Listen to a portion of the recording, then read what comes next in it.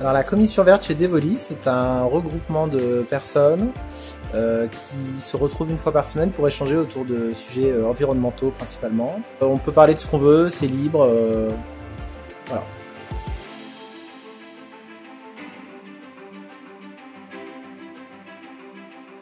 Moi, je suis convaincu personnellement depuis quelques temps que l'activité humaine sur Terre a un impact fort sur le fonctionnement de plein de choses qui sont en place depuis très longtemps sur la planète. Je trouvais que c'était une suite logique aussi un peu à mes convictions écologiques. Puis le numérique responsable, oui, bon, on en parle un peu partout, mais ouais, puis c'est de travailler dessus, voir ce qu'on peut faire.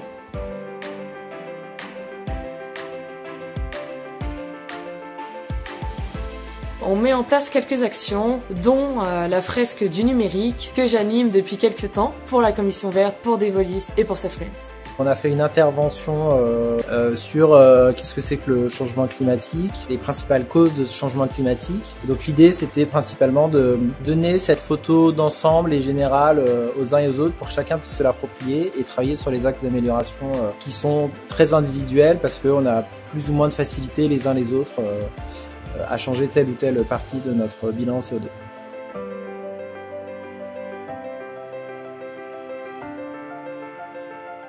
Le fait que Devolis propose une prime mobilité douce, c'est le projet qui est je trouve le plus intéressant. Ça n'a pas été très compliqué à faire. Personnellement, je viens exclusivement au travail en vélo et donc je suis convaincu que les mobilités douces, c'est vraiment quelque chose qu'on peut faire tous au quotidien. C'est un bel engagement de l'entreprise et qui donne des leviers très concrets pour tous les collaborateurs à transformer leurs moyens de déplacement. Clairement, la certification numérique responsable, parce que ça a été mon premier pas dans le numérique responsable. C'était vraiment un plaisir de l'avoir réussi en avril dernier.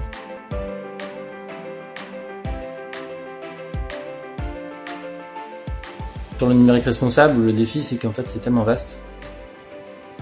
En fait, on a du mal à avancer sur ce sujet-là parce que le sujet est tellement vaste, on ne sait pas vraiment par où commencer. Ça va du site jusqu'au device, l'hébergement. En fait, est-ce qu'on se focalise sur une partie ou est-ce qu'on essaie de tout prendre en compte? Mais dans ce cas-là, ça fait beaucoup de données à prendre en compte, quoi.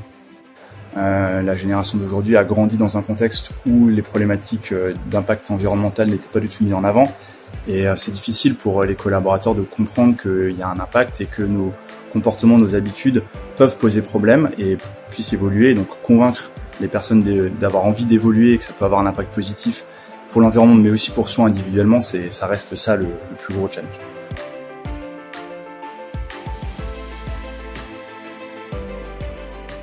Faites-vous aider, vous n'êtes pas les premiers à le faire, on est toujours mieux quand on est accompagné, donc faites-vous aider par d'autres qui ont déjà fait cet exercice-là ou pourquoi pas par des entreprises spécialisées.